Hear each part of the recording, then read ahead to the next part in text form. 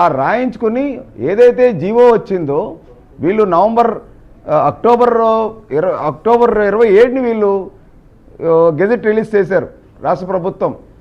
ఏదైతే ఇప్పుడు section 35 of 2023 ఈ డీ పట్టాలు ఏదైతే వీళ్ళు ఫ్రీ హోల్డ్ సర్టిఫికేట్స్ ఇవ్వడానికి ఒక జీవో 596 కూడా చేశారు డిసెంబర్ 12వ తారీఖున. అంటే ఎలక్షన్స్కి ఇంకా 3 నెలల ముందర ఉంటుండగా డీ పట్టా అసైన్ ల్యాండ్స్ గురించి వీళ్ళు జీవోని తీసుకొచ్చి వీళ్ళు ఏదైతే వైసీపీ నాయకులు ఐఏఎస్ అధికారులు పేద రైతులు డీ పట్టాలని అసైన్ ల్యాండ్స్ని పెద్ద ఎత్తున 5 లక్షల రూపాయలకి 10 లక్షల రూపాయలకి ఎకరం నామమాత్రం వరకు రాయించుకొని రాయనటువంటి వాళ్ళు బలవంతంగా బెదిరించి వాళ్ళు ప్రలోభ పెట్టి స్థానిక వైసీపీ నాయకులను అడ్డం పెట్టుకొని వీళ్ళు కొట్టేసి ఇప్పుడు జీవోని తీసుకొచ్చి దాన్ని ఫ్రీ హోల్డ్ సర్టిఫికెట్స్ ఏదైతే ఇప్పుడు ఫార్మ్ 3లో ఉన్నటువంటి డీ లిస్ట్లో వీళ్ళు తాత ముత్తాతల యొక్క పేర్లు సరిపోయినాయి లేదో వెరిఫై చేసినట్టు విఆర్ఓల్ని తహసీల్దారుల్ని ఆర్డీఓల్ని జాయింట్ కలెక్టర్ గారు అంత వ్యవస్థ అంతా వీళ్ళ చేతుల్లో ఉంది. వీళ్ళు మొత్తం భూములన్నీ కూడా కొన్ని వేల ఎకరాలు ఇవాళ ఉత్తరాంధ్రలో డీ పట్టా భూములు కొట్టేశారు. దానికోసమే అవి వాటిని పర్యవేక్షించడానికి అంటే ఒక క్లారిఫికేషన్ ఇప్పుడు మీరు అన్నట్టు ఆయన ఒక కీలకమైన పదవిలో ఉన్నారు కాబట్టి మొత్తం రెవెన్యూ యంత్రాంగం కానీ మున్సిపల్ యంత్రాంగం కానీ లేదా భూములకు సంబంధించి ఏదైనా ఆయన చేతుల్లో ఉంటుంది. ఆయన చెప్తే నో అనేవాడు కూడా ఉండడు, అంత ధైర్యం చేయరు కింద స్థాయి అధికారులు కానీ లేకపోతే సిబ్బంది కానీ.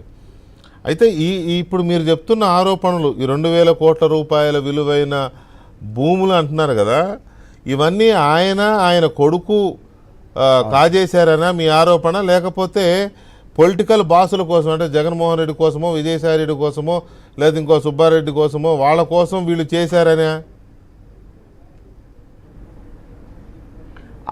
వాళ్ళ కోసం చేయలేదు, ఆ ముఠాలు మళ్ళీ వేరేగా ఉన్నాయి, అవి కూడా ఉన్నాయి. వీటితో పాటు ఎక్స్క్లూజివ్గా కేఎస్ జవహర్ రెడ్డి గారు వాళ్ళ కుమారుడు, ముద్దుగా నాని అని పిలుస్తారు, ఆయన కుమారుడు నేతృత్వంలోనే ఆయన ముఠాయే 800 ఎకరాలు డీ పట్టా భూములు కొట్టేశారు.